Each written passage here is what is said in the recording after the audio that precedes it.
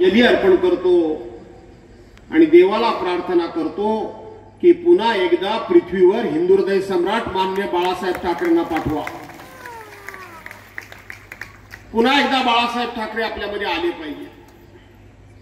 आज महाराष्ट्रामध्ये तशीच परिस्थिती निर्माण झालेली आहे. आजचा जर लेख वाचायचा असेल तर मी सगळ्याच पदाधिकाऱ्यांना सांगतो की या संदर्भातला सुद्धा आजचा मी सगळेच काही लेख वाचले मोहिते साहेब तुमचे, परंतु परवाचा शुक्रवारचा लेख आणि आजचा लेख वाचायचा राहिला होता. मी चिपळूण मधून येता येता हा फॅन बंद करून टाका. चला, त्या फॅनच्या आडवी येऊन तो आवाज येतोय, बंदच करा. आता बरं वाटतंय ना? हा. आणि म्हणून तो लेख मी वाचला. तो राजकारणामध्ये समाजाला मार्गदर्शन करणारा लेख आहे. समाजाच्या तरुणांना तुम्ही चुकीच्या मार्गाने जाऊ नका. तुम्ही जो मार्ग निवडताय तो तुमचा भविष्यकाळ घडवणारा नाहीये, तर तुमचा भविष्यकाळ अंधारामध्ये ढकलणारा आहे.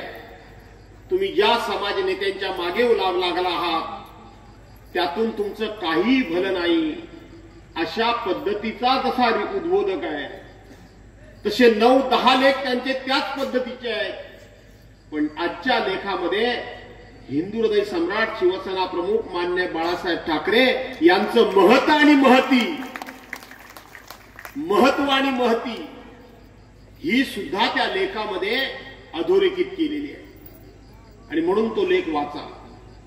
बांधवांनो, भगिनीनो, इथं भाषणं यापूर्वी सर्वांचीच झाली. येता येता मी माझ्या काही माणसांना उभं करून ठेवलं होतं आणि प्रत्येक वक्ता काय बोलतोय त्यातले महत्वाचे मुद्दे मला सांगा, ते मला मोबाईलवर सांगत होते. आणि त्या प्रत्येक वक्त्यानं काय काय वक्तव्य केलं, काय काय या ठिकाणी मार्गदर्शन केलं, त्या सगळ्याची मी नोंद घेतली. आता प्रत्यक्षपणे विक्रांतचं मी भाषण ऐकलं. जवळजवळ पाऊण तासाचं भाषण तुम्ही सर्वांनी ऐकलं. मला असं वाटतं की विक्रांतनी कुठल्याही मुद्द्याला स्पर्श करायचा सोडलाय असं मला आता काय वाटत नाही. सगळ्या मुद्द्यांना त्यांनी स्पर्श केलाय. तुमच्या सर्वांच्या समोर हे सगळे मुद्दे मांडून जे वस्तुनिष्ठ अशा प्रकारचे मुद्दे आहेत, जे वास्तववादी मुद्दे आहेत, ते तुमच्या सर्वांच्या समोर मांडून तुम्हा सर्वांना 20 तारखेला भास्कर जाधवलाच मतदान का करा हा विचार करण्याकरता म्हणून त्यांनी प्रत्येक मुद्दा मांडलेला आहे. मला असं वाटतं ते आमचे जुने जाणते मुस्लिम समाजातले ज्येष्ठ नेते त्या बाजूला सगळे बसलेत, ते सारखे माना असे करतात. जरा हवालदार सरका इकडे जरा प्लीज तुम्ही. प्रत्येक मुद्द्याला विक्रांतनी स्पर्श केलेला. विशेष काय मी सांगायला पाहिजे अशातला भाग नाही, परंतु 24 तारखेला उमेदवारी अर्ज मी भरला आणि त्यानंतर जवळजवळ महाराष्ट्रामध्ये मी बऱ्याच ठिकाणी जाऊन आलो. मी केवळ माझा प्रचार करत बसलो नाही. आपल्या रत्नागिरी जिल्ह्यामध्ये सुद्धा राजापूरला राजन साळवींच्या प्रचाराला आलो. रत्नागिरीमध्ये बाळ मानेंच्या प्रचाराला दिवसभर गेलो. प्रशांत यादव जे चिपळूण मधून निवडणूक लढवत आहेत, राष्ट्रवादी काँग्रेस पक्षातर्फे म्हणजे महाविकास आघाडीचे, आपण सगळे महाविकास आघाडीचे म्हणून आहोत. आणि म्हणून त्यांचा एक दिवस प्रचार केला. संजय कदमांचा प्रचार केला. खरं तर आता उद्या महाडला आमची मुलगी स्नेहल जगताप जी उभी राहते तिच्या प्रचाराला जायचंय. आणि आज मी तुमच्या सर्वांच्या समोर आलो. याच्यापूर्वी माझ्या मतदारसंघामध्ये जे काही 12.5-13 जिल्हा परिषदेचे गट आहेत त्या प्रत्येक गटामध्ये विक्रांतचा आग्रह होता की प्रत्येक गटामध्ये पप्पा सभा झाली पाहिजे. तुम्ही यावेळेला नेहमीसारखे गाफील राहू नका. तुम्ही गाफील राहू नका. नेहमी तुम्ही काय करता की शेवटचे 2 किंवा 3 दिवस फक्त आपल्या मतदारसंघात येता आणि बाकी वेळेला तुम्ही बाहेरच्या मतदारसंघामध्ये असता. पण या वेळेला तुम्ही गाफील राहू नका. तुम्हाला आपल्या मतदारसंघामध्ये किमान प्रत्येक जिल्हा परिषद गटामध्ये एक तरी सभा घ्यायला हवी. आणि मग परवांच्या दिवशी मी मुंगच्यामध्ये खाडी पट्ट्यामध्ये सभा घेतली. त्यानंतर आपण धामणला सभा घेतली, कोंडिवलीमध्ये सभा घेतली, लोट्यामध्ये सभा घेतली. काल आपण आबलोलीला सभा घेतली. दुसरी सभा आपण काल वेळणेश्वरला घेतली. तिसरी सभा काल कोकरे गटामध्ये घेतली. आणि मग उरले दोन गट, एक पाटपानाळे आणि दुसरा अंजनवेल गट उरला. आणि विक्रांत म्हणाला, पप्पा ह्या दोन गटामध्ये आम्हाला दोन सभा नको, आम्हाला एकच सभा पाहिजे, आम्हाला एकच सभा पाहिजे. मी म्हटलं ठीक आहे, तू सध्या सगळं नियोजन वगैरे व्यवस्थित करतोस, तुझी तू सगळी आखणी करतोस, प्लॅनिंग करतोस, तुझं तू ठरव. आणि बांधवानो भगिनीनो, ही दोन गटांची सभा आणि त्याला तुम्ही थोडं सहकार्य केलं. मला असं वाटतं ही दोन गटांची सभा म्हणजे साक्षात तुमचं विराट रूप मी या ठिकाणी पाहतोय. साक्षात विराट रूप मी पाहतो. हे कसं होऊ शकतं? ही एवढी गर्दी कशी उभी राहू शकते? विक्रांतला काळजी एवढीच वाटली की आपल्या बापानं 2.5 वर्षापूर्वी शिवसेना फुटल्यानंतर पक्षप्रमुख उद्धव बाळासाहेब ठाकरे यांचा विश्वासघात झाल्यानंतर अनेकांना अंगावर घेतलंय. गद्दार मिंदे गटाला पण अंगावर घेतलंय. त्या ठिकाणी भारतीय जनता पार्टीला पण अंगावर घेतलंय.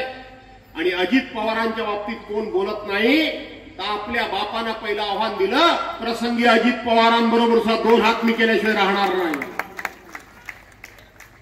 आणि प्रत्येक आमदाराच्या मतदारसंघामध्ये जाऊन मग कधी हिंगोलीला गेलो, कधी नाशिकला गेलो, कधी ठाण्यामध्ये गेलो, ज्या ज्या ठिकाणी गेलो त्या ठिकाणी, कधी कोल्हापूरला गेलो, जिथे कुठे गेलो त्या ठिकाणी प्रत्येकाचा समाचार आपल्या बापानं घेतलेला आहे. आणि म्हणून हे सगळे मिळून निवडणुकीमध्ये आपल्या बापसाला चारी बाजूने घेरल्याशिवाय राहणार नाही, चारी बाजूने घेरल्याशिवाय राहणार नाही. आणि म्हणून पप्पा तुम्ही गाफील राहू नका, तुम्ही दुर्लक्ष करू नका, तुम्ही बाहेर फिरत राहू नका. प्रत्येक जिल्हा परिषद गटामध्ये एक तरी बैठक तुम्ही घ्या, हा आग्रह धरला. आणि आग्रह धरल्यानंतर आज मी या ठिकाणी आलोय. आज संपूर्ण महाराष्ट्रामध्ये मी लढतोय. मला सुरुवातीलाच तुम्हा सर्वांना सांगितलं पाहिजे, मी एवढ्या करता लढतोय की ज्या दिवशी उद्धव बाळासाहेब ठाकरे यांना 22 जून 2022 रोजी या गद्दारांनी त्या मुख्यमंत्री पदावरून खाली ओढलं, तो क्षण मी बघितलाय. उद्धव साहेबांच्या प्रचंड अशा पद्धतीचं मोठं ऑपरेशन झालं होतं. महाराष्ट्रामध्ये कोरोनाचं संकट पूर्ण संपलं नव्हतं. त्या कोरोनातून उद्धव साहेब महाराष्ट्राला बाहेर काढण्याकरता म्हणून आपलं ऑपरेशन लांबणीवर टाकत होते. आणि ज्या वेळेला बऱ्यापैकी हा कोरोनातून महाराष्ट्र बाहेर आला, त्यावेळेला उद्धव साहेबांनी स्वतःच्या पाठीवर कण्यावर शस्त्रक्रिया करून घेतली, ऑपरेशन करून घेतली. आठवतंय तुम्हाला? त्यावेळेला उद्धव साहेबांनी एक मुलाखत दिली होती. 80 तासामध्ये माझ्या अंगावर साधी बसलेली माशी सुद्धा मला कळत नव्हती. याचा अर्थ समजा काय तो? अर्थ समजा फार गंभीर परिस्थिती होती, धोक्याची परिस्थिती होती. आणि त्याच वेळेला विरोधक देव पाण्यामध्ये बुडवून बसले होते की बरं झालं आता उद्धव साहेब उठू शकणार नाही. उद्धव साहेब आता उठणं कठीण आहे. अर्थ समजून घ्या, उठणं कठीण आहे. आणि जर महाराष्ट्राचा मुख्यमंत्रीच जर उठला नाही तर आपोआप हे सरकार बरखास्त होणार आहे, हे सरकार गडगडणार आहे आणि आपोआप आम्हाला सरकार स्थापन करण्याची संधी मिळणार आहे. ते वाट बघत होते की उद्धव साहेब उठूच नाही. परंतु आई जगदंबेचा आशीर्वाद, मासाहेब आणि बाळासाहेबांचे आशीर्वाद, हळूहळू उद्धव साहेब हालचाल करायला लागले. हालचाल करता करता आधार घेऊन ते उठायला लागले, बसायला लागले. आधार घेऊनच ते बसत होते आणि त्याच वेळेला ते हळूहळू हळूहळू हळूहळू महाराष्ट्राचा कारभार करायला लागले. ते महाराष्ट्राचा कारभार करायला लागले आणि मग विरोधकांच्या पायाखालची वाळू घसरली. आता उद्धव बाळासाहेब ठाकरे उठायला लागले, ते मुख्यमंत्री म्हणून कारभार करायला लागलेत. आता आपल्याला सरकार कसं मिळेल, आता सरकार आपल्या कसं ताब्यात येईल. आणि मग त्याच वेळेला भारतीय जनता पार्टीनं, जी भारतीय जनता पार्टी शिवसेनेबरोबर 35 वर्ष होती, या महाराष्ट्रामध्ये भारतीय जनता पार्टीचं स्थान सुद्धा नव्हतं, त्या भारतीय जनता पार्टीला वाढवण्याचं काम ज्या शिवसेना प्रमुख मान्य बाळासाहेब ठाकरे यांनी केलं, त्याच भारतीय जनता पार्टीने शिवसेना प्रमुखांचा पुत्र इतका आजारी असताना या 40 गद्दारांना फोडलं आणि शिवसेना प्रमुख, आमचे पक्षप्रमुख उद्धव साहेबांना त्या ठिकाणी गादीवरून खाली ओढलं. त्यांना मुख्यमंत्री पदावरून पाय उतार केलं. मी तो प्रसंग पाहिलाय, मी बघितलाय, तुम्हालाही आठवत असेल. 22 जूनला ज्या वेळेला वर्षा बंगला, मुख्यमंत्र्यांचा वर्षा बंगला उद्धव साहेबांनी सोडला, गाडीमध्ये बसले, त्यावेळेला उभा महाराष्ट्र ढसा ढसा ढसा ढसा रडत होता. एका प्रामाणिक माणसाला, एका साध्या सोप्या माणसाला, एका निष्कपट माणसाला विश्वासघाताने यांनी आज गादीवरून बाहेर टाकलं. आणि आज ते मातोश्रीकडे चालत चालले. धो धो पाऊस पडत होता. 8वा ती रात्र. त्याही दिवशी मी उद्धव साहेबांबरोबर होतो. राज्यपालांच्या बंगल्यावर उद्धव साहेब राजीनामा द्यायला गेले, त्याही वेळेला मी उद्धव साहेबांबरोबर होतो. हे मी सगळं बघत होतो. आणि बघत असताना मी ही सगळी परिस्थिती बघितली आणि त्या दिवशीच मी ठरवलं, जे काय व्हायचं ते होईल, जे काय संकट भोगावं लागेल ते भोगायचं, जे काय प्रसंग येतील त्यांना सामना करायचा. पण ज्यांनी माझ्या पक्षप्रमुखाला या राजगादीवरून खाली ओढलं आणि स्वतःच्या गादीवर बसले, त्यांना खाली ओढेपर्यंत गप्प बसायचं नाही, लढायचं नाही.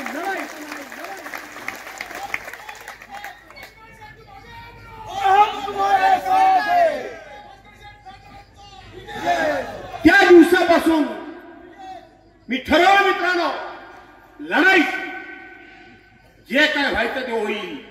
तुम्हाला अभिमान वाटत असेल, त्या दिवसापासून हा भास्कर लढतोय ना, का नाही लढत आहे?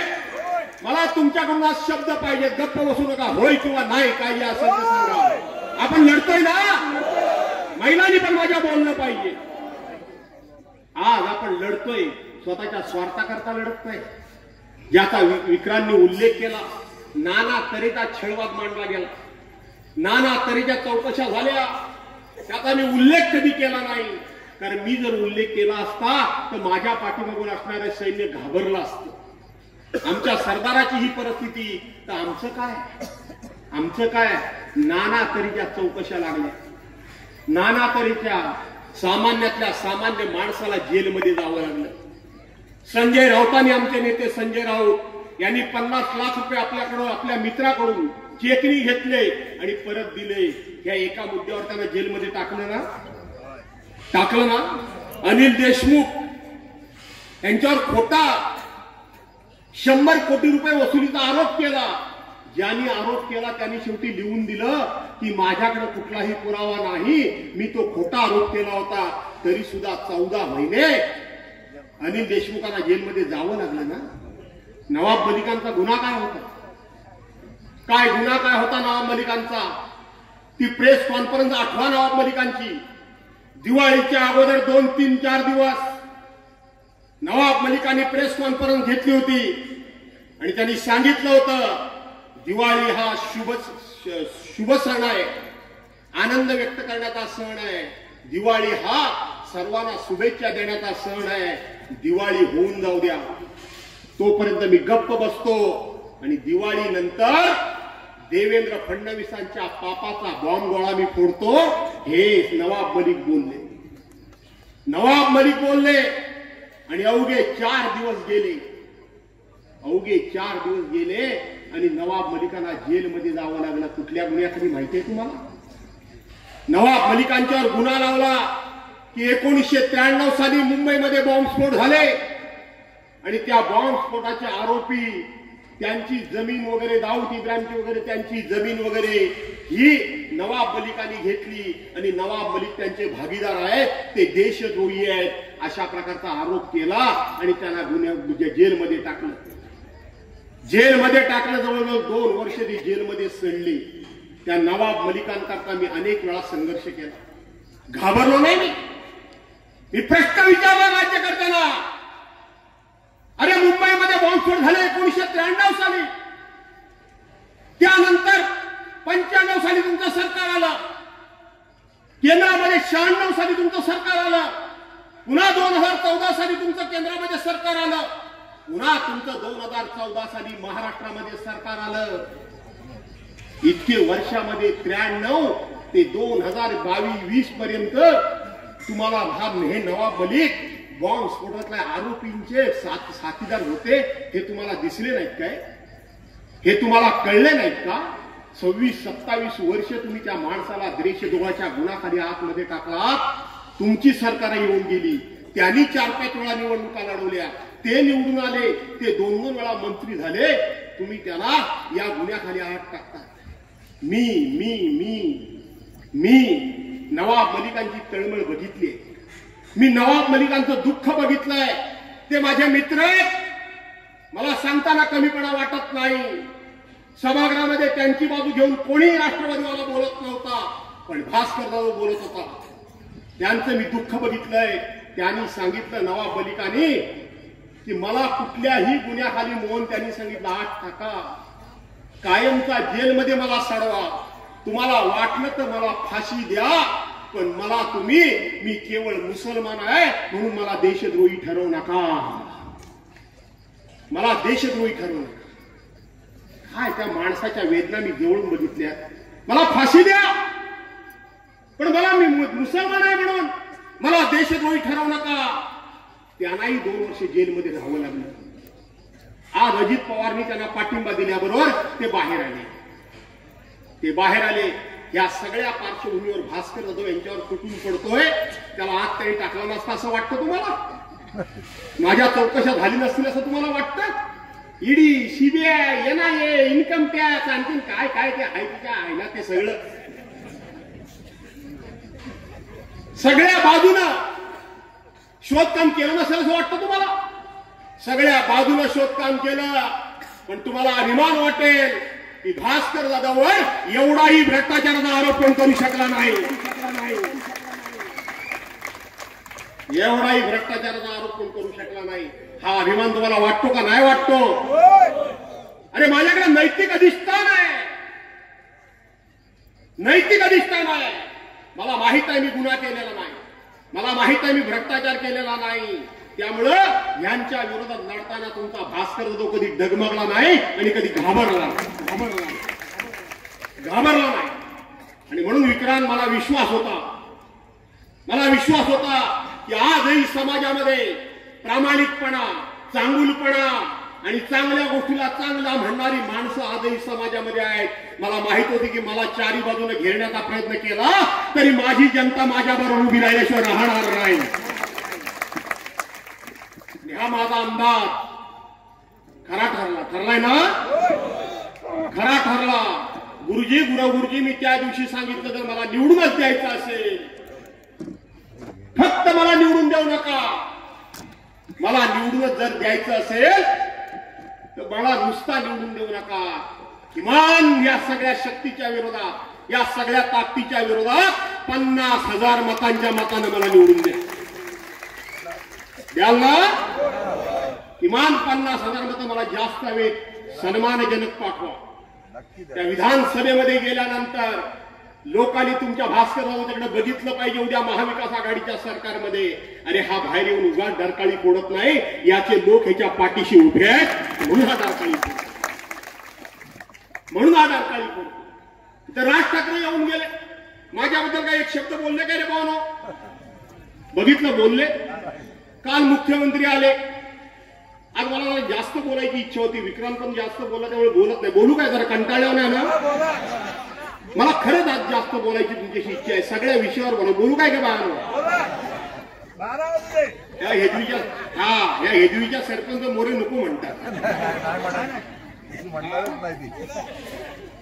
आणि म्हणून बोललं पाहिजे. आज तुमचं काही निवडणुका होतील आणि जातील, पण काही मुद्दे इथं खुलासे झाले पाहिजे, खुलासे झाले पाहिजे, हे लक्षात घ्या. आणि म्हणून या ठिकाणी मुळामध्ये माझ्यासमोर कोण उभं राहत होतं काय? उभंच राहायला तयार नाही. पहिल्यांदा नेहमी निवडणूक आल्यानंतर पुढे उगवतात. एरवी 4.5 वर्ष गायब असतात ते नातू. बरोबर आहे का नाही? बघा तुम्ही, पूर्वी निवडून तुम्ही देत होता तेव्हा पण 4.5 वर्ष माडीवर, आणि मग आणि पुढचे 4 महिने निवडणूक आली की आले हळूहळू गाडीवर. असंच असायचं ना, असंच असायचं ना का? काही होतं का माय माग कुठं काही दिसायचे काय? काही दिसायचे नाही. माडीवर निवडणूक आली की गाडीवर. ते मग पुढे आले, सारखे आले, मग ते पुढे पण नाचायला लागले, मला उमेदवारी मिळणार, मला उमेदवारी मिळणार. मग साड्या घेऊन आले. बरोबर आहे ना बायानो? साड्या घेऊन आले होते ना, साड्या घेऊन आले. कधी उष्ट्या हातान कावळं न आकारणारा हा माणूस, कोणाच्या लग्नात 5 रुपयाचं पेजंट पॉकेट न देणारा हा माणूस. बरोबर आहे का नाही? साड्या घेऊन आले. झालं ही आमची नेत्राबाई ठाकूर, जिजाजी वर खाली वर खाली वर खाली. साहेब गडबड झाली. बोलो काय झालं? अहो माझ्या देखत माझ्या मतदारसंघातल्या महिला साड्या आणायला गेल्या.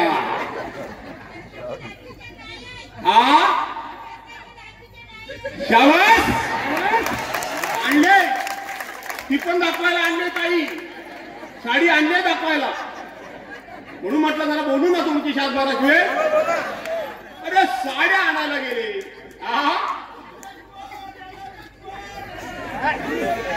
आणि म्हणून साड्या वाटायला लागले.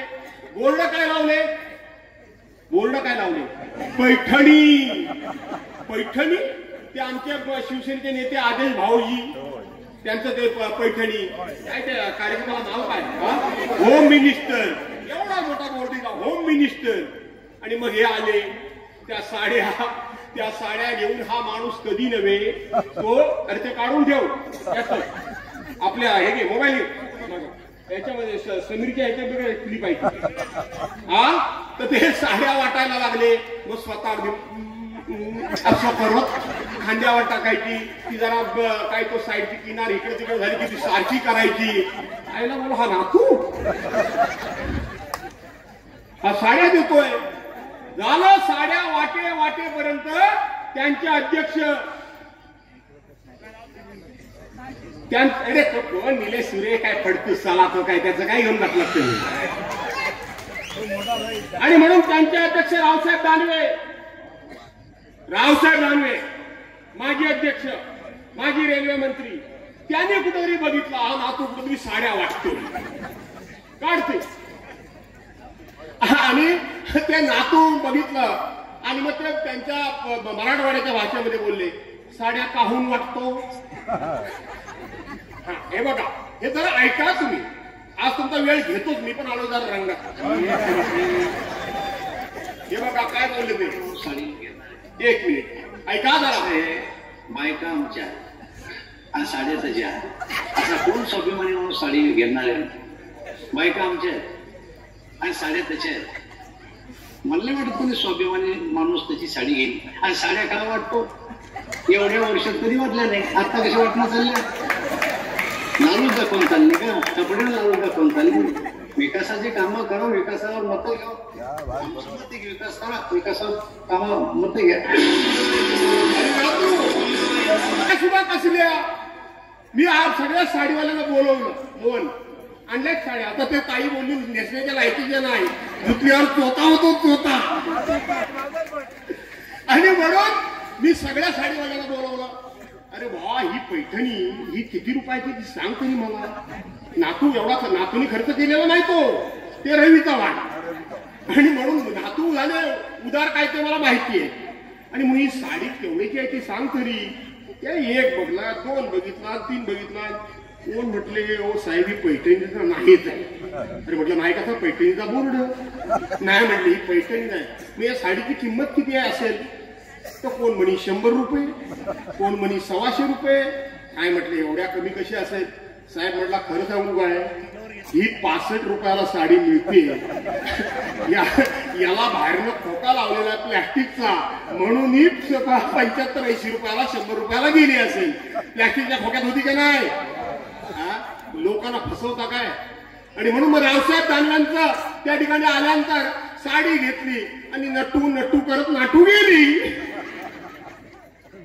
तोपर्यंत विपुल कदम आले की नाही? विपुल कदम आले. मग आता विपुल कदम आल्यानंतर शिवसेनेचे त्यांचे पदाधिकारी खुश झाले, म्हणजे नातू येऊन काय फायदा नाही, ताक पाणी.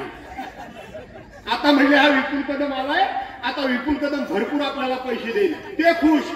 तिकडनं 8-9 कार्यालय काढत आले म्हणजे भरपूर पैसा मिळेल. तो पण व्यापारीच आहे, त्यानं बघितला सगळं पाण्यात जाणार आहे, भास्कर जाऊ काय ऐकणार नाही. मग ते गेले. मग आता आमचे मित्र राजेश बेंडल आलेत ना. आता आमचे मित्र राजेश बेंडल आले. हे बेंडल म्हणजे पहिल्यांदा कुणबी समाज म्हणून मी समाजात उभा राहणार म्हणून सांगितलं, नंतर मी बळीराज सेनेकडनं उभा राहणार म्हणून सांगितलं, नंतर गेले तटकरे साहेबांना राष्ट्रवादी अजितदादा गटात वगैरे भेटायला. सगळ्या बातम्या आल्या ना, अजित पवार गटातला होणार. दुसऱ्या दिवशी सकाळी बघतात ते एकनाथ शिंदेकडनं उभे. तिथंही आता राजेश बेंडल आलेले आहेत. मी राजेश बेंडलांच्या बाबतीत फार काय बोलणार नाही, पण नक्की त्यांच्या मुलाखतीबद्दल बोललाय, विक्रांत बोललाय, मुलाखतीबद्दल बोलणार आहे आणि नातूंबद्दल बोलणार आहे. आणि काल राज्याचे मुख्यमंत्री आले, एकनाथ शिंदे आले ना. ते काय म्हणाले? ते म्हणाले की एका आडीतली, आडी म्हणजे पूर्वी खाली आंबा टाकायचा, वरती पेंडा, खाली पेंडा, आंबे, परत पेंडा, अशी ती आडी तयार करायची. आता बॉक्स मध्ये भरतात, पेटीमध्ये भरतात, बरोबर आहे ना. आणि म्हणून त्या एका पेटीमध्ये एक आंबा जर कुसका निघाला तर तो बाकीचे आंबे नासवून टाकते, असं कोण म्हणाले? झाले माझे पत्रकार मित्र ताबडतोब धावत गेले. कुठं? वेल्लेश्वरला मला गाठायला. हा कॅमेरा बिमाऱ्या घेऊन कुठे आमचा राजेश आहे, तो आमचा काय तो मंदार नाही, उमेश आहे, लेले मंदार लेले, उमेश माझा आहे ते गेले, मनोज लेले. ते असा माझ्यासमोर कॅमेरा धरली आणि मला म्हणाले की मुख्यमंत्री असं बोलले, नासका आंबा तुमच्याबद्दल बोलले, त्याचं तुम्ही काय उत्तर द्याल काय? मी त्याला म्हटलं, अरे बाबांनो, त्याने माझं नाव घेतलेलं नाही, मला ते असं बोललेले नाही.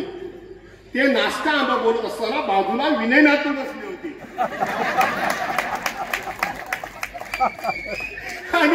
आणि ते अशा विनय नातूंच्याकडे बघतायत आणि मग ते म्हणतात हा दिसायला हापूस आंबा पण हा नाश्ता आहे. पत्रकार सुदूर झाले, हे काय याला उत्तर दिला? बरोबर आहे का नाही? हा दिसायला हापूस आंब्यासारखा दिसतो पण हा नाश्ता आहे का म्हणाले एकनाथ शिंदे? ते मला नाही बोलले, समजून घ्या तुम्ही, ते नातूनच बोलले, विनय नातूनच बोलले. का बोलले? त्यांना माहित आहे हे विनय नातू 1992 साली रमाकांत भाऊ बेलवलकर कैलासवासी, ते जिल्हा परिषद सदस्य, अब्बासबाई कारभारी पंचायत समिती सदस्य, मुळे वहिनी पंचायत समिती सदस्य, हे निवडून आले आणि हे पडले. माहित आहे ना, जुन्या नवीन पिढीला माहित नाही, पडले निवडणुकीमध्ये. आणि मग कैलासवासी तात्यांचं म्हणजे त्यांचं दुःखद निधन झालं, आम्ही होतो सगळ्यामध्ये. तर ते तात्या वारल्यानंतर मग ह्या गड्याला उभा केली बाबा, जिल्हा परिषद मध्ये पडलेला. हे शिवसैनिकांच्या बळावर त्या निवडणुकीमध्ये निवडून आले. हे 95 साली शिवसेनेच्या बळावर निवडून आले. हे 99 साली शिवसेनेच्या बळावर निवडून आले. हे 2004 साली शिवसेनेच्या बळावर निवडून आले. अरे शिवसेनेच्या बळावर तुम्ही निवडून आला 4 वेळा. त्या शिवसैनिकांना पंचायत समितीचं एक उपसभापती पद पाहिजे होतं. प्रभाकर शिर्के नुसते धावत होते माग. साधं शिवसेनेला उपसभापती पद दिलं नाही. त्या शिवसेनेच्या बळावर तुम्ही 4 वेळा निवडून आला. त्यावेळेला राज्याचे विरोधी पक्षनेते रामदास कदम यांना शिवसेना प्रमुखांनी उमेदवारी दिली. ह्यांनी थोडा घातला ना, हे अपक्ष उभे राहिले ना, मी निवडून आलो 16-15, शिवसेनेच्या माणसाला पाडला ना, नाश्का आंबा कोण? बरोबर आहे. हे नाश्का आंबा 2004 साली 9 झाली, 2014 साली पुन्हा हा गडी उभा राहिला ना, नाश्का आंबा कोण? 2019 साली शिवसेना भाजपाची युती होती, आमची युती होती. मी शिवसेनेला उभा राहिलो होतो. नातूनी माझं काम केलं? एकदा तरी माझ्या मिटिंगला आले? किती फोनाफोनी केली, काय काय केलं. भाजपाच्या बाबा भालेकर, यशवंतबाई, आमचे स्मिता धामनसकर आणि वगैरे यशवंतबाई बोललो. अंबाजी शेठ दाभोळकर बिचारे वारले. अशा ठराविक लोकांनी आणि बाकी कोणी चुकून काम केलं असेल. पण ह्या विनय नातूनी युती होती.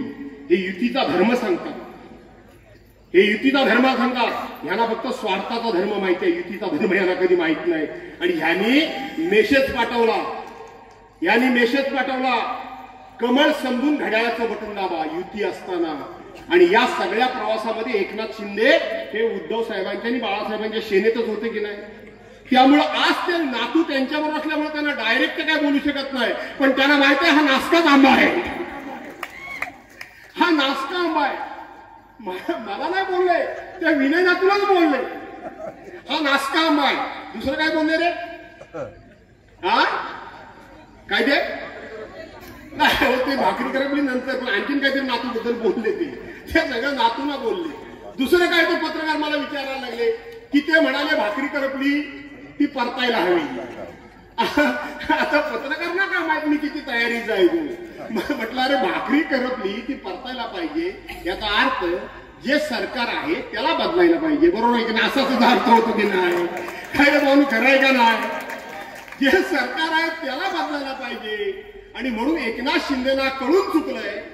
आपण शिवसेनेशी गद्दारी करून भाजप बरोबर गेलो. भाजप हा काय विश्वासाचा पक्ष नाही. आमच्या देखत सांगतात की देवेंद्र फडणवीस पुढचा मुख्यमंत्री. 2029ला आम्हीच फक्त पक्ष, आमचा एकटा पक्ष सत्ता आणणार. त्यामुळं आमची बहुतेक तिरडी ह्यांनी आताच उचललेली दिसते. त्यामुळं एकनाथ शिंदे सांगू शकत नाही की आमचं सरकार बदला. त्याने तुम्हाला इशारा केलाय की ही भाकरी करपली ती पलटा आणि आमचं सरकार घालवा आणि महाविकास आघाडीचं सरकार आणा. आता महाविकास आघाडीचं सरकार आणाल का नाही तुम्ही? महाविकास आघाडीचं सरकार आणा असं त्यांनी सांगितलं. दुसरं काय ते बोलले, तुम्हाला नकलाकार माणूस हवाय का कामाचा माणूस हवाय? नकलाकार म्हणजे मी. बरोबर आहे का नाही?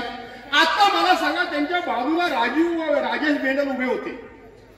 फोटो काढून बघा काय नक्कल आहे राजेश बेंडलांची. बिचारा उभा आहे का झोपलाय तोच कळत नाही. बघा तुम्ही, उभा आहे का झोपलाय तोच कळतच नाही. आणि म्हणून काम करणारा माणूस कोण पाहिजे? तर काम करणारा त्यांनी इशारा केलाय. त्यांनी माझं नाव कसं घेणार? प्रचारला त्यांचे आले ना. मी काम करणारा माणूस आहे का नाही? आहे का नाही? एकाच असं गाव सांगा की ज्या गावामध्ये मी विकासाचं काम केलं नाही. एकाच दुसरं काम राहिलं असेल पण गाव कुठला चुकलेला नाही. चुकलाय? कुठलाही चुकलेला नाही. आणि म्हणून नक्कल करायला अक्कल लागते. बरोबर आहे? आता मी भाषण करतोय, नुसतं भाषण वाचल्यासारखं केलं तर तुम्हाला बरं वाटेल काय? आता जरा मी तुम्हाला हसवतोय की नाही? मग माझं भाषण तुम्हाला आवडतंय का नाही? मग नक्कल केली म्हणून हसताय का नाही? आणि म्हणून एकनाथ शिंदेने तुम्हाला सर्वांना सांगितलंय की नकला करणारा पण भास्कर जाधव आहे आणि काम करणारा पण भास्कर जाधव. त्याला निवडून द्या. ज्यांना मला निवडून, म्हणजे मी तुमचं काम पण करीन आणि तुम्ही दमला भागला की तुम्हाला नक्कल करून जरा मनोरंजन पण करीन की नाही करीन? पण आता हे माझी टिंगल टावाळी करतात नातू तू ना. परशुराम आहेत काय? 2009 साली पद्मश्री आठवत असेल, पहिल्यांदा आपण गेलो 2008ला मलनच्या साळीवाडी. ठाण्यातला सगळा आता बदला बंद झाला हे लक्षात ठेवा. का? परवाच्या दिवशी नातूनी दिलेली मुलाखत बघा. सगळ्या समाजाच्या लोकांनी नातूनी दिलेली मुलाखत बघा. अत्यंत विषारी मुलाखत आहे नातूंची, अत्यंत विषारी. मी माझ्या आयुष्यामध्ये अशी विषारी केली नाही. बोलण्याच्या भाषेखाली समाजामध्ये वाद लावायचा हेतू आहे त्यांचा. कुणबी विरुद्ध मराठा अशा प्रकारचा वाद लावण्याचा डाव आहे त्यांचा. बघा मी तुम्हाला सांगतो, निवडणुका होतील आणि जातील. कोण हारेल कोण जिंकेल याची पर्वा करण्याची गरज नाही. पण गावगाडा हा अनेक जातींनी एकत्र गाव येऊन तो गावगाडा चालतो. बरोबर आहे ना? तर नाही बरोबर आहे? आणि म्हणून हे वाद लावायला बसलेत. विनय नातूंचं पाप आहे. विनय नातूंच्या मनामध्ये पाप आहे की विनय नातूंना कळतंय की आता मला मिळालं नाही, आता कोणालाही मिळता कामा नये. विनय नातूंनी भाजप पक्ष तर संपवलाच, विनय नातूंनीच संपवला. हे जिल्हाध्यक्ष होते, काय केलं पक्ष करता येईल? काही केलेलं नाही. मी निवडणूक आलो की माझा फक्त विचार करा, बाकी कोणाचा नाही. अरे ओबीसी बद्दल एवढं जर तुम्हाला प्रेम आलंय, ओबीसी बद्दल एवढं तुम्हाला प्रेम आलंय, तर तो कोण त्यांचा उमेदवारी अर्ज मागे घेतलेला? हा संतोष जैतापकर. तुम्हाला उमेदवारी मिळत नाही, मग तुम्ही त्या संतोष जैतापकरचं का नाव फोडवाय केलं? ओबीसी बद्दल तुम्हाला प्रेम नाही, तुम्हाला फक्त तुमचा स्वार्थ कळतो, बाकी काही कळत नाही. समाजा नातूंबद्दल मी एवढं कधी बोललो नव्हतो. समाजाबद्दल. आणि कुठल्या हाताने आमच्या बहिणींच्या अंगावर साडी घालता तुम्ही? कुठल्या अंगावर हाताने घालता तुम्ही? तात्यांचं सांगता आम्हाला, तात्यांचे संस्कार आमच्यावर आहेत. तो तुमचा काळ्या तुळशीचा पोपट कोण? काळ्या तुळशीचा पोपट. अरे तुम्ही बाजूला बसता, तो निलेश सुर्वे या भाजपचा अध्यक्ष निलेश सुर्वे इतक्या माझ्या विरोधात मुलाखती देतो सकाळ संध्याकाळ. माझं वय काय, तुझं वय काय? तुझ्या वडिलांच्या वयाचा माणूस मी. नुसतं एकेरी नावानं अरे तुरे करत असतो. हे तुमचे संस्कार? तात्यांनी तुम्हाला हे संस्कार शिकवले? पण तुम्ही विनय नातूंनी संस्कार मात्र निलेश सुर्वेवर केले. तात्यांच्या बरोबर काम केलेली जुनी जाणती माणसं जरा विनय नातूंच्या कडेला बसा. ते जर कोणी असला तर आता कोणची नावं घेतोय ते तुमच्या लक्षात येईल. अरे विश्वनाथ जरा इकडे ये. अरे विश्वनाथ, तात्यांच्या बरोबर काम केलेली माणसं. अरे विश्वनाथ, अरे गणपत कुठे आहेस? गणपत, तात्यांच्या बरोबर काम केलेली माणसं. अरे अशोक, तू दिसलाच नाही बरेच दिवस. तुमच्या हातात केले काम नावं लिहून आणलीत. नावं वाचू काय? अरे तुकारामा, तू काय त्यांच्या पाचवीच्या घुगऱ्या खाल्ल्यास? असं खरंय का नाही मुळे भाऊ?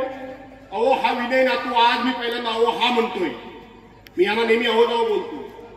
हे विनय नातू, माझं वय किती आहे? 68. आणि ह्याचं वय किती झालं टोकण्याचं? माझ्यापेक्षा 22 वर्षांनी कमी नक्की असेल.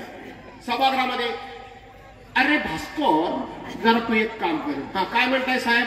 नातू साहेब काय म्हणताय? एक भास्कर काम कर. हे अरे तुरे बोलणारे हे संस्कार यांच्या कार्यकर्त्यांच्यावर झालेत. संस्कार यांच्या कार्यकर्त्यांवर झालेत. हा काळ्या चोचीचा पोपट सकाळ संध्याकाळ मला अरे तुरे करतो आणि तात्यांचे संस्कार आम्हाला हे शिकवतात. तात्यांचे हे संस्कार त्या निलेश राणेंनी, नाव घेत नाही मी त्याचं, निलेश राणेंनी या इथं येऊन माझ्या आई बहिणीबद्दल वापरलेले शब्द तुम्ही ऐकलेत ना? आहेत ना तुमच्याकडे क्लिपा? त्या तिथं जातीत हे नासका आंबा हसत होते. मग त्यांचे लोक समर्थन करायला लागले. नाही, त्याचं असं झालं. तो नेमका काय बोलणार ते विनयजींना माहीत नव्हतं. जरूर माहीत नव्हतं असं मी मान्य करतो. पण त्याच्यानंतर त्यांच्या तालुका अध्यक्षांनी, त्यांच्या जिल्हा अध्यक्षांनी, स्वतः विनय नातूंनी त्या ठिकाणी प्रेस कॉन्फरन्स घेऊन मुलाखती घेऊन त्या भाषेचं समर्थन केलं. हे तात्यांचे संस्कार तुमच्यावर? अरे हिऱ्याच्या पोटी गारगोटी जन्माला लागतो तुम्ही, गारगोटी हे संस्कार. आणि त्या हाताने माझ्या बहिणींच्या अंगावर तुम्ही साडी घालता. त्या हाताने ज्याने घेतलेली आहे साडी. मी भाऊ म्हणून तुम्हाला सांगतो, मी तुमचा भाऊ आहे ना, भाऊ म्हणून सांगतो. त्या ठिकाणी ते शेतामध्ये डुकरं येऊ नये, भेकरी येऊ नये, ससे येऊ नये आणि शेत खाऊ नये, माहिती आहे ना, त्याच्याकरता बांधतो ना. तिथं पडदा बांधा. पुढच्या दिवाळीला भास्कर जाधव तुम्हाला भाऊबीजीला साडी नाही, भास्कर जाधव देईल तुम्हाला. सन्मानाची असेल, निष्ठेची असेल, प्रामाणिकपणाची असेल आणि स्वतःच्या कष्टानं कमवलेल्या पैशाची असेल. कुणीतरी दिलेल्या पैशाची नाही, कुणीतरी साड्या आणून दिलेल्या त्यातल्या नाही. सुरतला जाऊन, गुवाहाटीला जाऊन, गोव्यात जाऊन, मुंबईमध्ये जाऊन 50 खोके, अरे 50 खोके, त्या 50 खोक्यातली नसेल तर हा तुमचा भाऊ स्वतःच्या कष्टाने आणून तुम्हाला साडी देईल, ती सगळ्यात तुम्हाला आनंदाची वाटेल, ती तुम्हाला अभिमानाची वाटेल. हा भाऊ तुमचा दिवाळीला देईल, 100% देईल. हा सांगणार काय ना, हे इलेक्शन करता वाटायला आले, बरोबर आहे. ही माझी बायको, म्हणजे माझीच बायको असं मी म्हणतोय. ही माझी बायको इथं बसले. काय ग बायानो, मी 2007 साली इथे या तालुक्यात कामाला आलो. तिथपासून प्रत्येक हळदी कुंकवाई मान आलो होती आमची, बरोबर आहे ना. प्रत्येक हळदी कुंकवाला प्रत्येक जिल्हा परिषद गटामध्ये नवीन नवीन गावात, या वेळेला वेळेश्वरला गेली तर पुढच्या वेळेला हेदवीला जाते, हेदवीला गेली तर पुढच्या वेळेला शिरला जाते. अशी माझी बायको येऊन वाण म्हणून तुम्हाला वाण देते की नाही देते, देते का नाही देते. अशी वर्षाला 5-10 हजार तिनं वाण वाटला. कधी आम्ही बोर्ड लावला भास्कर दादांचा, कधी भास्कर दादा वाण द्यायला आले, नट्टू जशी साडी टाकायला आली तशी आले. अरे स्वार्थ, तुम्हाला जर वाण खरोखर द्यायचं असेल तर ते वाण त्या सौभाग्यवतीचा सन्मान म्हणून केला पाहिजे, आलेल्या प्रत्येक बाईचा सन्मान केला. स्वार्थ कसला त्यामध्ये, स्वार्थ कसला ठेवता, याच्यामध्ये स्वार्थ ठेवायची काय गरज नाही. आणि म्हणून मित्रांनो, आणखीन एक गोष्ट सांगतो, आणखीन एक सांगायला हवी. दुसरे कुणबी समाजाचे नेते कृष्णाजी वणे, त्यांची क्लिप मी बघितली. कृष्णाजी वनेंची मी क्लिप बघितली. त्यांनी माझ्यावर आरोप केला. काय केला ते म्हणले, भास्कर जाधव यांनी आमच्या समाजाचं खूप नुकसान केलंय. भास्कर जाधव एका विशिष्ट समाजाचं काम करतात, म्हणजे फक्त मराठा समाजाचं काम करतात असं त्यांना म्हणायचंय. भास्कर जाधवांच्याकडं आम्ही ओबीसीची कामं घेऊन गेलो, भास्कर जाधवनी कधी लक्ष नाही दिला. कृष्णाजी वने, निवडणुकीला अजून 2 दिवस आहेत, चला या समोर, आणि कधी मला तुम्ही निवेदन घेऊन आला, कधी तुम्ही माझ्यासमोर काम सांगितलं ते सांगा, ते सांगा. कृष्णाजी वने, कृष्णाजी वने, भास्कर जाधवनी काय केलं. ज्या राजेश भेंडलांकरता तुम्ही हे बोलताय ना, ते सभापती असताना त्यांनी तुमच्या घरासमोरची पाकाडी सुद्धा नाही केली, ती भास्कर जाधवने केली. तुम्ही समाजाचे मोठे नेते. कृष्णाजी वने, ऐन कोरोनाच्या काळामध्ये, ऐन कोरोनाच्या काळामध्ये तुमचा मेवणा अडकला कशिडीच्या घाटामध्ये. तुम्ही समाजाचे नेते, राजेश भेंडल त्यावेळेला नगराध्यक्ष होते, तुम्ही त्यांच्याकडे सोडवायला नाही गेला, ते माझ्याकडे आले, ते माझ्याकडे आले, त्यांना मी सोडवलं. कृष्णाजी वने, तुमचा पुतण्या कोरोनानं एवढा आजारी झाला, एवढा आजारी झाला, आणि त्याला कोरोनाच्या हॉस्पिटलमध्ये ऍडमिट केलं गेलं. हे कृष्णाजी वने, हे हुमणे गुरुजी, हे सगळे 2019 साली माझ्या विरोधात बेटकरांचं काम करत होते. त्यानंतरच्या ह्या घटना सांगतोय, अगोदरच्या सांगत नाही. माझ्या विरोधात काम केल्यानंतर, आणि त्याला आम्ही कॉटेजमध्ये ऍडमिट केला, आणि ऍडमिट केल्यानंतर तिथून मला फोन आला की साहेब डॉक्टरना पाठवा. डॉक्टरना पाठवण्याकरता आपण हालचाल केली, आणि मला त्यावेळेला डॉक्टरला थोडासा वेळ झाला. हे म्हणाले, मामा त्याला रत्नागिरीत घेऊन जायचंय, रत्नागिरीत घेऊन जायचंय. मी म्हटलं ठीक आहे, रत्नागिरीत जायची तयारी करू. त्यावेळेला एक माणसाचं नाव सांगत नाही मी, कुणबी समाजातला माणूस बाहेर आला, आणि त्यांनी मला फोन केला. त्यांनी मला फोन केला की साहेब त्याचं आता काही खरं नाही. डॉक्टरनी सांगितलंय तो 5-10 मिनिटातच त्या ठिकाणी त्याचं आता काय बरं वाईट होणार आहे, खरं नाही. त्याला हलवण्याच्या भानगडीत पडायचं नाही. डॉक्टर आपल्यावरची जबाबदारी झटकण्याकरता म्हणून सांगतायत, इथून बाहेर घेऊन जा, तुम्ही ह्या भानगडीत पडू नका. कृष्णाजी वने हे उद्या कुणबी समाजामध्ये जाऊन सांगतील की भास्कररावांच्या विरोधात आम्ही काम केलं, म्हणून भास्कररावांनी त्याला मुद्दामून हलवायला सांगितलं आणि माझा पुतण्या गेला, हे तुमच्या नावाचा अपप्रचार करतील. मी सांगितलं काय अपप्रचार? अरे अपप्रचार केला तरी हरकत नाही. मी डॉक्टर सानपाला लगेच पाठवलं, आणि डॉक्टर सानपाला सांगितलं काय वाटेल ते झालं तरी चालेल, वाटेल ती रिक्स घ्या, पण हा पोरगा जगला पाहिजे, त्याला जगवण्याचं काम त्यावेळेला भास्कररावांनी केलं. कुठं होतात तुम्ही? तुमच्या पुतण्याला सरकारी नोकरी आली, शेवटच्या 10 मिनिटांमध्ये दाखला मिळाला नाही तर त्याला नोकरी लागणार नव्हती. आपण आपले शब्द कठोर वापरले कमिशनरच्याकडे आणि तो दाखला मिळवून दिला आणि तुमच्या पोरग्याला पुतण्याला नोकरी मिळाली. कुठं होतात तुम्ही? हे आरोप करता माझ्यावर? काय वाटेल ते आरोप करा, पण असे आरोप होता कामा नये. हे हुमणे गुरुजी हॉस्पिटलला ऍडमिट होते. पांडुरंग पाते हे रोखोक बोलणारा माणूस आहे. मी त्यांना पाते साहेब म्हणतो. ते खरं बोलतील. मी जुना मोबाईल शोधून काढणार आहे, त्याच्यामध्ये त्यांनी माझ्या आभाराचा पाठवलेला मेसेज पण आहे. हे हुमणे गुरुजी हॉस्पिटलला ऍडमिट झाले गणपतीच्या आदल्या दिवशी आणि मला पांडुरंग पात्यांनी फोन केला या हुमणे गुरुजींबद्दल. ह्यांनी माझ्या विरोधात काम केलेलं होतं. मला फोन केला आणि सांगितलं आपले गुरुजी गेले. तुला काय बोलता काय झालं काय नाही म्हणाले. त्यांचं ते जवळजवळ आटोपल्यातच जमा आहे. बोलो काय करायचं? जमाय म्हणून आटोपल्यात जमाय म्हणजे अजून व्यवस्थित आहेत ना? ते म्हणले जेमतेम आहेत, काय करावं लागेल? चला कुठल्याही मुंबईच्या हॉस्पिटलला न्या, लागेल तो खर्च मी करीन. ते म्हणले जाऊ शकत नाही, हेलिकॉप्टर मागवतो. गुरुजी जगले पाहिजेत निसार भाई, लक्षात ठेवा. हे माझ्या विरोधात असून गुरुजी जगले पाहिजेत, पण पावसाळ्यामध्ये हेलिकॉप्टर येणार नव्हतं. शिगवण साहेबांचं नाव काय? रामभाऊ शिगवण साहेब हेही होते. त्यांनी मला फोन केला.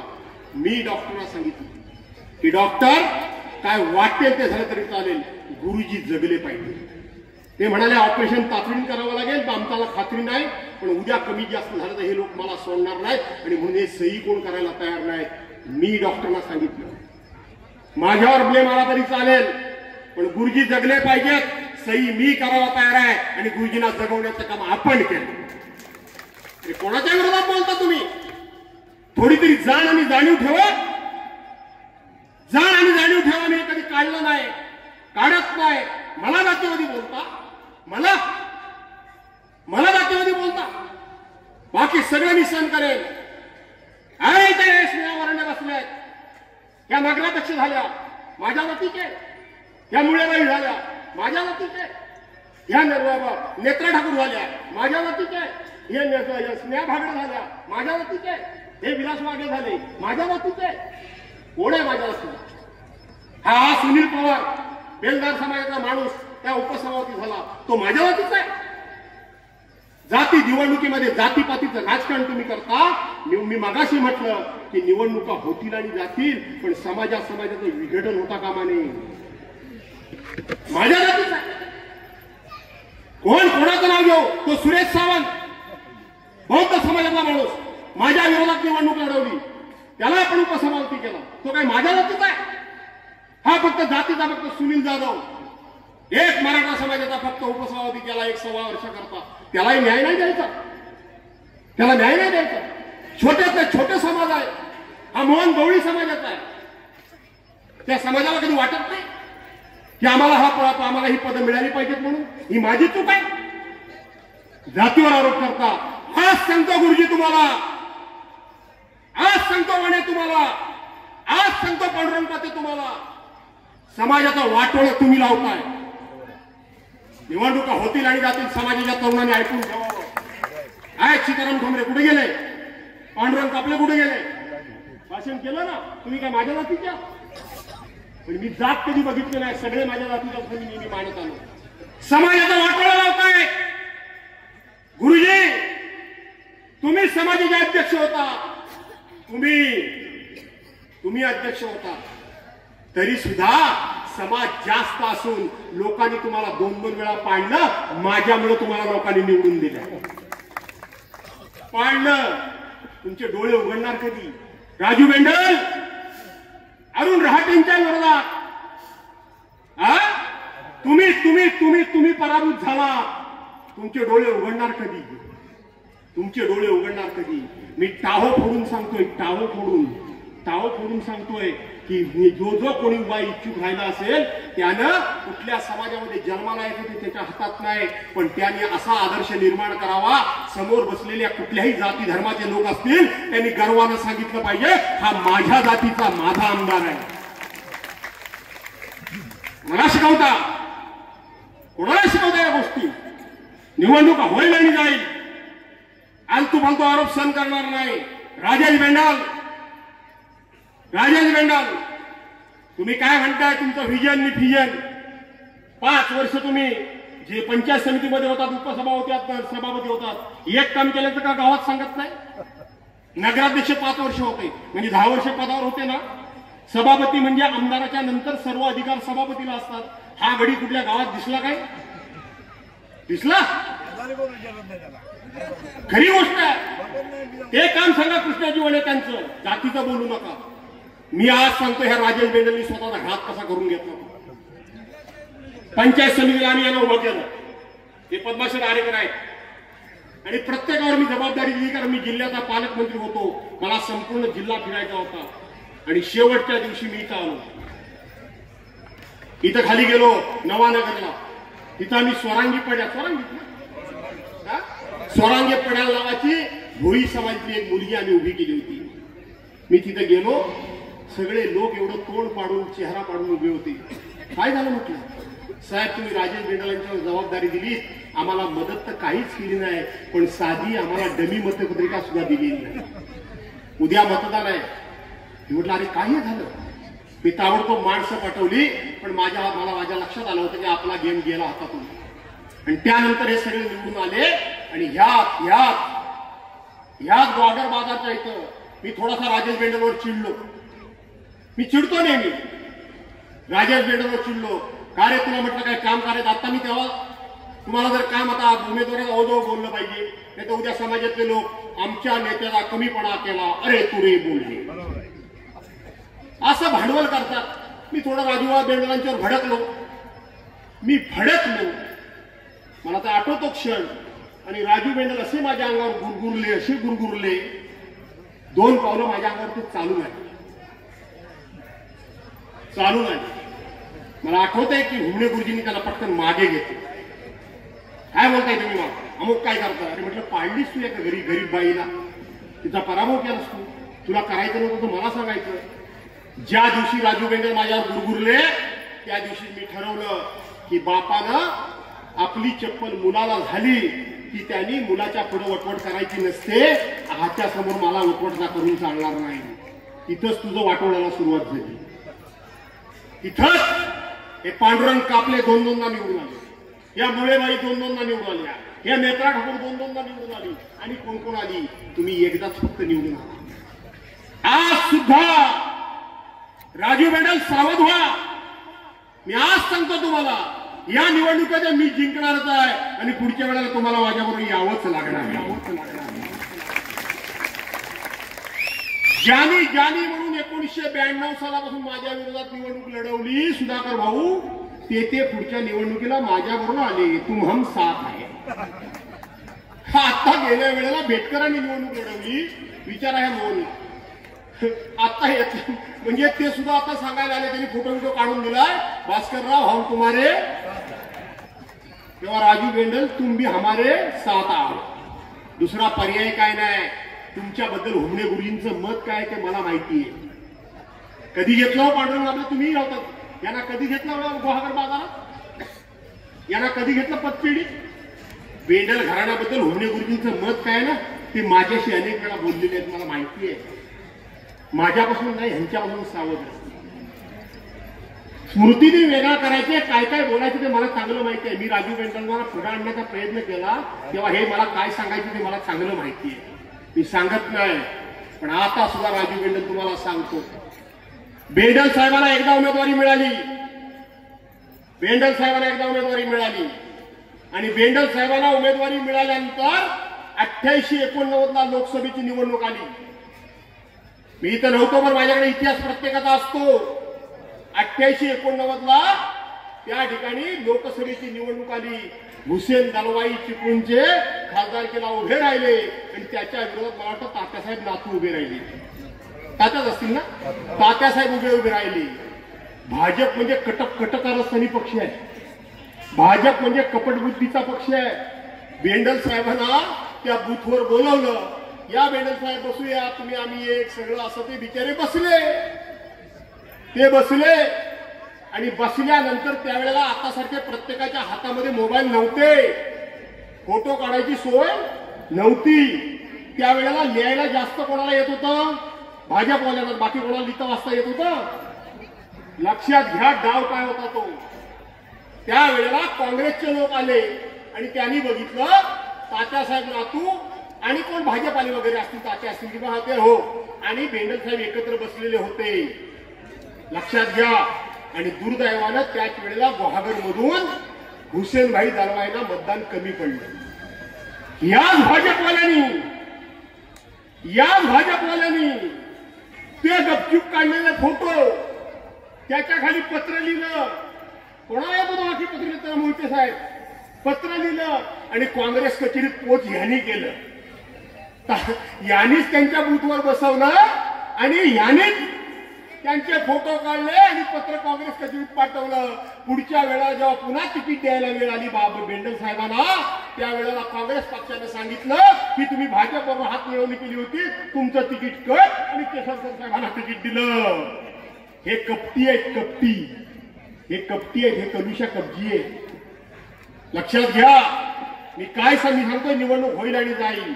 राजकारण काय आहे ते मी आज सांगतो. राजू बेंडल तुम्हाला आज याने तुमच्या विरोधात असं वातावरण सुरू केलंय.